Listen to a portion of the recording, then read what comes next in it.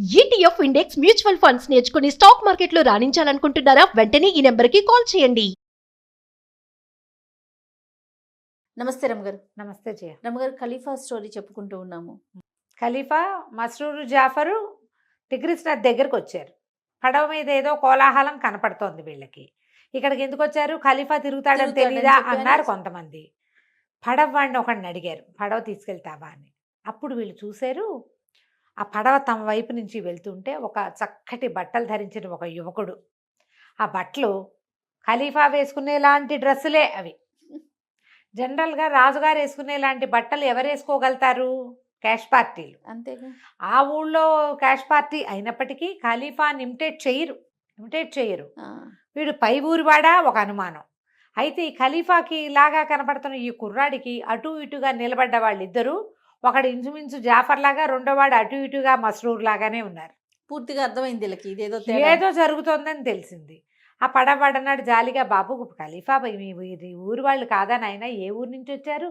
ప్రతి నెల ఖలీఫా ఊరేగింపు వెళ్తాడే ఆడ పడవలోను అన్న. ప్రతి నెలనా? నేను ఇప్పుడు వెళ్ళాను అనుకుంటున్నాడు ఖలీఫా గారు. వాళ్ళు చూసుకున్నారు, ఏదో జరుగుతోంది, ఇది తెలుసుకోవాలి. ఆ పడవ పెద్ద పడవ అంతా గానా బజానాలతో వెళ్తోంది. సరే, ఇక్కడ కనపడ్డ పడవండి 10 దినారాలు ఇస్తాము, ఖలీఫా పడవని వెంబడించి తీసుకెళ్ళమన్నారు. నేను చాలా భయపడ్డాడు ముసలివాడు. ఊరు నాయనో కొంప మునిపోతుంటే ఏం భయం లేదు, స్పీడ్గా వెళ్ళొద్దు, నిదానంగా వాళ్ళు ఎటు వెళ్తున్నారో చూసి అటు తీసుకెళ్ళు, మమ్మల్ని వదిలే, నువ్వు మమ్మల్ని వెనక్కి తీసుకురా, ఒక్కర్లా వదిలేస్తే మేము వెళ్తామన్నారు. సరేనని పడవ ఎక్కారు. ఆ పెద్ద పడవ పోతోంది ముందుకి. వాళ్ళు ఏం చేస్తారు, అట్లా టిగ్రిస్ నదిలో ముందుకెళ్ళి వెళ్ళి ఒక లంకకి పట్టిస్తారు ఆ పడవని. ఎక్కడో ఓ చోట వేస్తారనమాట.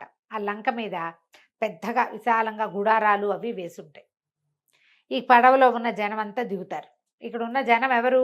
ఒకటి ఖలీఫా వేషధారిగా ఉన్న మహమ్మద్ అలీ, మస్రూర్ జాఫర్ వేషాల్లో ఉన్న 2 బానిసలు దిగుతారు. అక్కడి నుంచి గానా బజానా జనం అంతా దిగుతారు. అక్కడ చక్కగా వంటలు చేస్తారు, బ్రహ్మాండంగా వండుకుని తర్వాత గానా బజానా జరిగి తాగి తిని జరిగిన అవమానాన్ని మర్చిపోయే ప్రయత్నం చేస్తాడనమాట అబ్బాయి. సరే, వీళ్ళు ఏం చేశారు, ఆ పడవ వాళ్ళు సెటిల్ అయిపోయి వీళ్ళంతా గుడారాలు వ్యవహారాలు అన్నీ అయ్యాక మన వాళ్ళు 3 అసలు హీరోలు, రాజుగారు, మంత్రి, వేత్రహస్తుడు, 3 ఏం చేశారు, ఆ లంకకు ఒక్క అడుగు యువతలుగా దిగి తాపీగా మెల్లిగా అడుగులు వేసుకుంటూ అక్కడికి వెళ్ళారు. వెళ్ళేసరికి వీళ్ళు అక్కడ విందు ఏదో మొదలుపెట్టారు. విందులోకి వెళ్ళిపోదాం అనుకునేసరికి అక్కడ జమాజట్టీలాగా ఉన్న బానిసలు వాళ్ళు అటెంటివ్గా ఉన్నారు. ఎవరైనా వస్తే పట్టేసేందుకు సిద్ధంగా పట్టేసుకున్నారు. అత్తేరి, మీరు ఇట్లా ఖలీఫా విందులోకి రాదలుచుకుంటారా? ఎవరు మీరు? ఏమిటైనా కేకలు పెట్టేసరికి వీళ్ళేమన్నారు, వ్యాపారస్తులము, ఇక్కడ ఖలీఫా గొప్ప విందిస్తారని తెలిసి ఆ విందులో మేము కూడా భాగస్వాములు అవ్వడానికి వచ్చాం, ఆయనతో కలిసి విందు ఆరగించడానికి వచ్చామంటే వీళ్ళకి సహపంక్తి భోజనం పెట్టడం అనేది ఒక ఫ్యాన్సీగా ఉంటుంది. ఒకే పాత్రలోంచి తీసుకుని తినే విధానం కూడా కనపడుతుంది జయ. ఎవరో ఒకళ్ళు ఉండాలి తమతో పాటు భోజనానికి. పై ఊరి వ్యాపారస్తులకి భోజనం పెట్టే తినటం వ్రతంగా కూడా మనకి అరేబియన్ నైట్స్లో కనపడుతుంది. రోజు ఒక కొత్త వ్యక్తితో భోజనం చేయాలి. ఆ ఊళ్ళోకి వచ్చిన వ్యక్తులు లాక్కుపోతారు వాళ్ళ ఇంటికి. ఇలాంటి వ్రతాలున్న రాజుల కథలు కూడా మనం చూస్తాం. అవును, బ్రాహ్మణుల కథలు, రాజుల కథలు మనకు పాత కథల్లో కనపడతాయి. సరే, ఏదో కోలాహలంగా ఉండేసరికల్లా ఏమిటని ఆయన కేకలు పెట్టాడు మహమ్మద్ అలీ. ఎవరో విందులోకి వస్తామంటున్నారు వ్యాపారస్తులు అంటే, రండి ఏం పర్వాలేదు రమ్మన్నాడు. వీళ్ళు 3 లోపలికి వెళ్ళారు. చూస్తే ఎంత ఘనమైన భోజనమో, ఎంత అద్భుతంగా వేశారో, గుడారం, ఒక డబ్బులు కాసులు కురిసిపోతున్నాయి అక్కడ. ఈ మహమ్మద్ అలీ లక్షణంగా ఉన్నాడు. వాడి బట్టలు ఎంత బాగున్నాయో, కిందేసిన బాలీసులు కూడా పట్టువి, ఎక్కడా కాంప్రమైజ్ కావటల్లా. వడ్డించిన ఆహారం చూసి ఆశ్చర్యపోయాడు ఖలీఫా.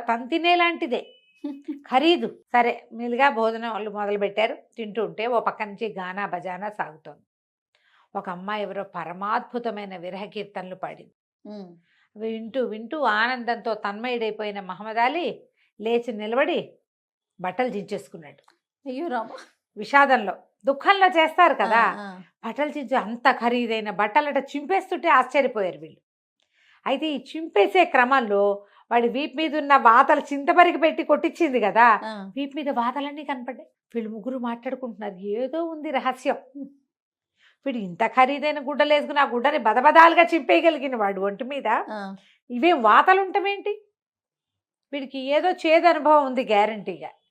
ఏం జరిగి వీడు ఇలాంటి వ్యవహారంలోకి దిగాడు అనేది మనం మాట్లాడుకోవాలని వీళ్ళు మాట్లాడుకుంటుంటే ఖలీఫా మహమ్మద్ అలీ అన్నాడు, మీరు ఇట్లా స్నేహితులారా భోజనానికి వచ్చి మీరు మాట్లాడుకోకూడదు, ఏదైనా నాతో మాట్లాడాలి అనగానే ఖలీఫా గారు కొంచెం జోరుగానే అడిగాడు, కాదు స్నేహితుడా, ఉమ్, నువ్వు ఇంత అత్యద్భుతమైన విండిచ్చావు, ఇంత బ్రహ్మాండమైన గానా బజానా సాగుతోంది, నువ్వు పోసిన సారాయి కూడా ఖలీఫా లెవెల్కి తగ్గకుండా ఉంది, నీ వస్త్రాలు అంతకంటే అమోఘంగా ఉన్నాయి, నువ్వు చింపేసుకోవడం మరీ విచిత్రంగా ఉంది, చింపేసుకుని నీ బట్టల వెనకాల ఉన్నటువంటి వాతలను చూస్తే ఆశ్చర్యంగా ఉంది, ఏదో చేదనుభవం నీకు లభించే ఉంటుందని మేము నమ్ముతున్నాం, ఉమ్, అదే మేము మాట్లాడుకుంటున్నాం అనగానే విషాదంగా నవ్వాడు మహమ్మద్ అలీ.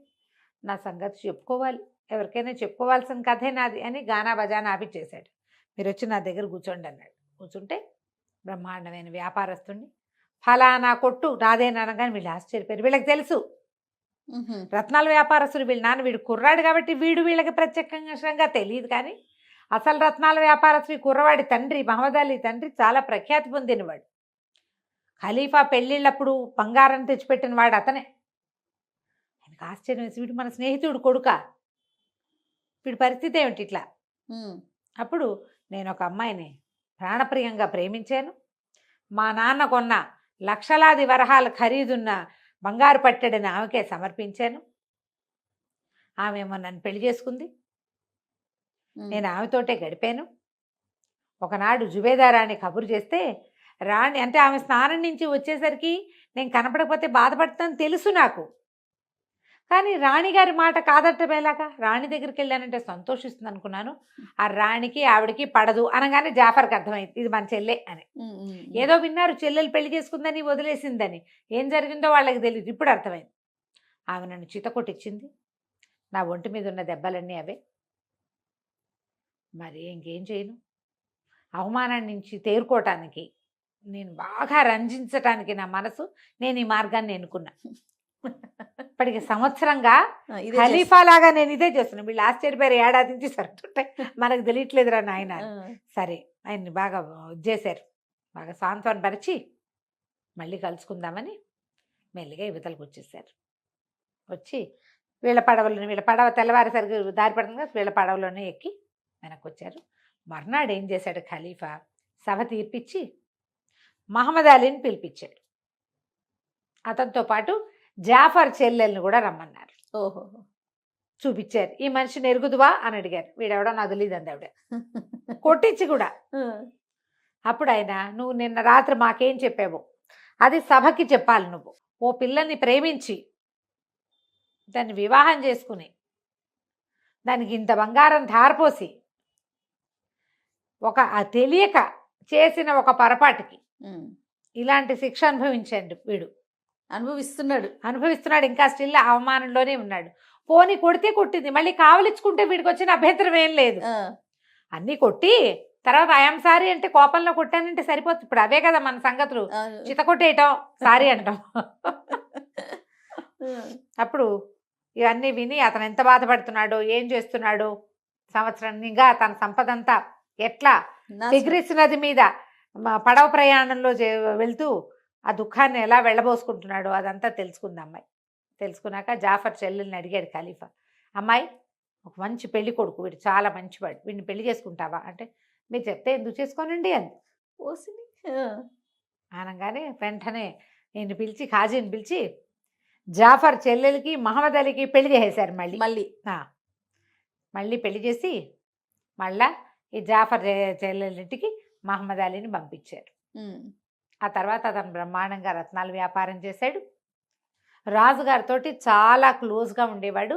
అప్పటిదాకా ఖలీఫా గారికి టిగ్రిస్ నది మీద పడవలో వెళ్ళటము, ఒక లంకలో గానా బజానా చేయటం ఆ ఊహ కూడా రాల. వీడికి వచ్చింది ఆ ఫ్యాన్సీ ఐడియా. ఆ తర్వాత ఆయన ప్రతి వెన్నెల రాత్రి టిగ్రిస్ నది మీద నౌకాయానానికి వెళ్ళి ఉట్టిగా పడవతో తిరగటం కాకుండా ఓ బ్రహ్మాండమైన లంకను సెటప్ చేసుకుని అక్కడ చక్కగా గానా బజానా చేసుకుని తెల్లవార్లు వెన్నెట్లో గడిపి రావడాన్ని అలవాటు చేసుకున్నాడు. మహమ్మద్ అలీ ప్రతి ఆయన ట్రిప్పులోనూ ఆయన ఖలీఫా గారి ప్రతి ట్రిప్పులోనూ మహమ్మద్ అలీ కూడా ఆయన వెనకాలే వెళ్ళేవాడు కథ కంచికి మనం ఇంటికి. బాగుంది రమ్మగారు. నమస్తే అండి. నమస్తే.